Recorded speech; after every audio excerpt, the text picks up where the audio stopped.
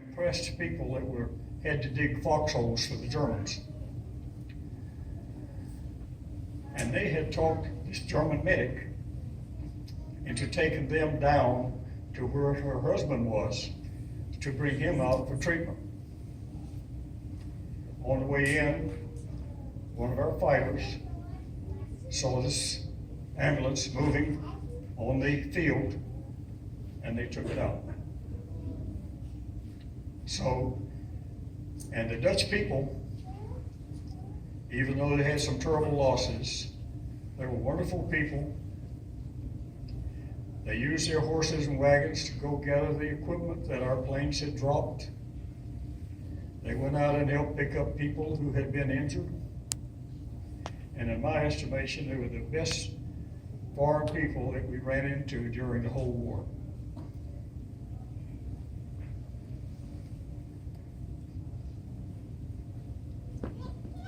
Anyone else? Go. When's the last time you jumped out of an airplane? How long ago was it, Steve? 2 months ago. For my 95th birthday, I did a tandem jump from 14,000 feet.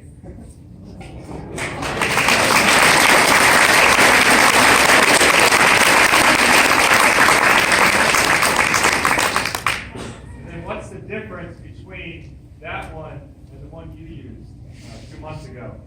What's the difference between this chute here Oh, and the one you used 2 months ago? The parachutes are approximately the same.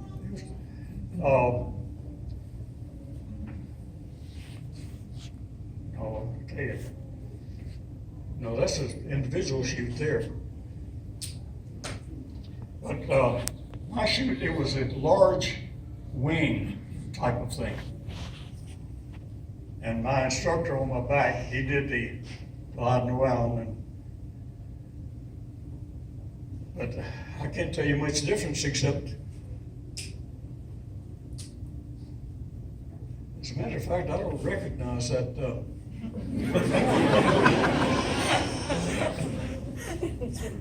Maybe because it was on your back, not on the front. No, is that the round chute or is it the wing? It's the round chute. That's a round? Chute, yeah. Okay. There was somebody on social media that made a comment on Facebook that 3 days after he made the jump, there was something like 115,000 hits on something that somebody posted on Facebook. And I think it was a newspaper. And it showed a picture of him in the chute with the instructor on his back, and he's a shorter guy. But the comment was, a true American hero, a real stud. What 95-year-old man do you know that can jump out of an airplane at 14,000 feet, no less carrying a man on his back?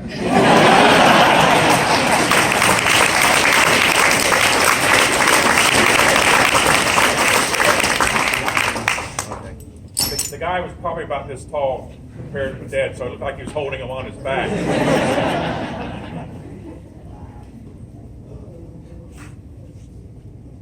Any other questions? Okay. First off, thank you for your service, because the way I look at you is the way that other people look at me. But the Skype conversation, how did that go live?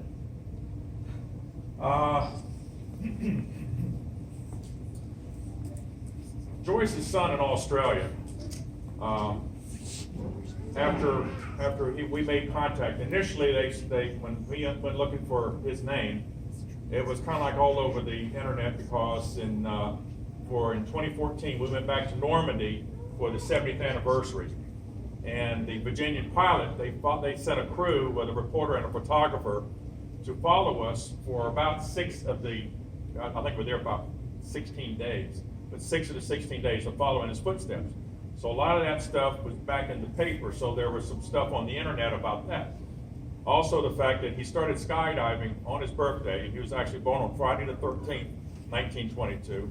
He started skydiving at the age of 88, because that was on his bucket list. These were also covered on the internet. So when he found, Joyce's son found his name and the things that he had done, he contacted the newspaper to the newspaper contacted us and mentioned that your World War II girlfriend is alive and well, living in Australia. It was through her son and I, because Dad is not computer literate. He just knows how to turn it off, and that's pull the cord out of the wall. It worked. And sadly, Joyce, her computer skills were non-existent as well. So her son and I, we were the eyes and ears of both of them. So there were questions going back and forth. We were exchanging sometimes 2-3 emails on a daily basis. And Australia is about 15 hours ahead of us in time. So through these emails, after about a week and a half, I suggested, have you ever Skyped before? And he responded back, no, he hasn't. I said, well, neither have I. Why don't we set it up with the Skype? And he agreed, and we set it up.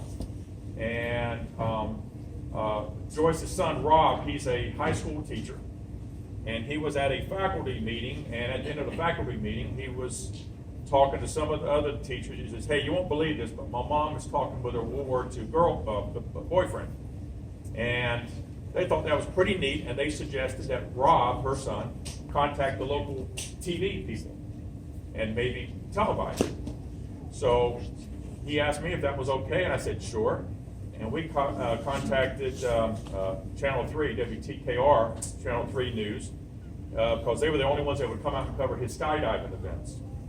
And they came out too. So once again, they had television news on their end, television news on our end. We did the Skype Live, which lasted an hour and 40 minutes. And the reception was perfect. I mean, the picture, the sound, I think it only got hung up for about 10 seconds one time throughout that almost 2 hours. It went on the TV news several days later, and as he mentioned before, it went viral, something we thought would be kind of like big news for the local area. It was all over. And the celebrity status more or less started with that then. And that's when people started reaching out, like Air New Zealand Airlines, getting us to Australia. Yeah, Skype has progressed a little bit since. Oh, yes. Oh, yes. But yeah, awesome, thank you. Yeah. I have a question. Thank you, sir, for your service. Thank you by for the your way. service. We always hear that, but really, thank you. You have amazing experiences. Can you give us just one piece of advice for our lives, for our military careers? Got a lot of experience. Can you give them one piece of advice for their military careers?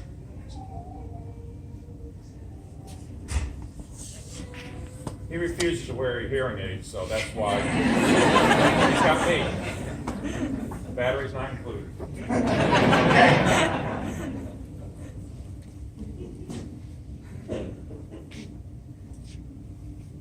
The only advice that I could give to people in service now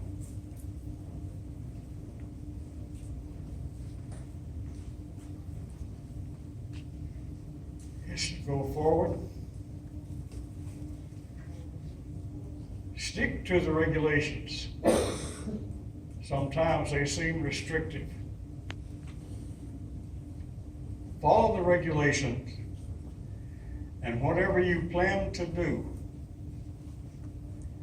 think of the future effect that it will have on you and the effect it will have on your career.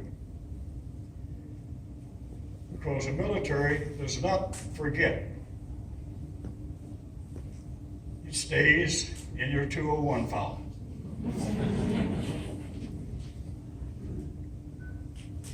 But looking at this group,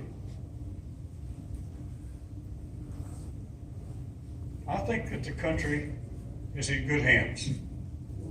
As a matter of fact, I know it is.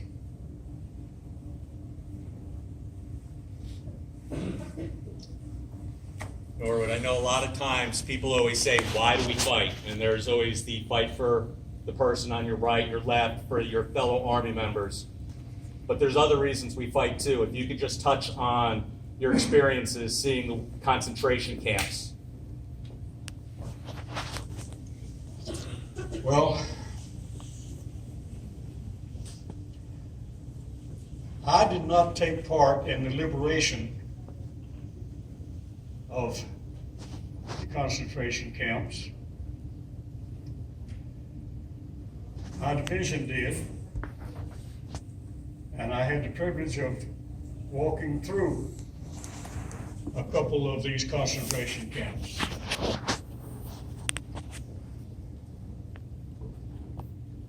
It was not a good experience to see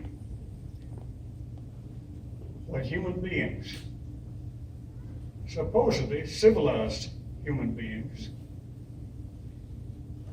could do to another human being. I saw atrocities that I would rather not remember.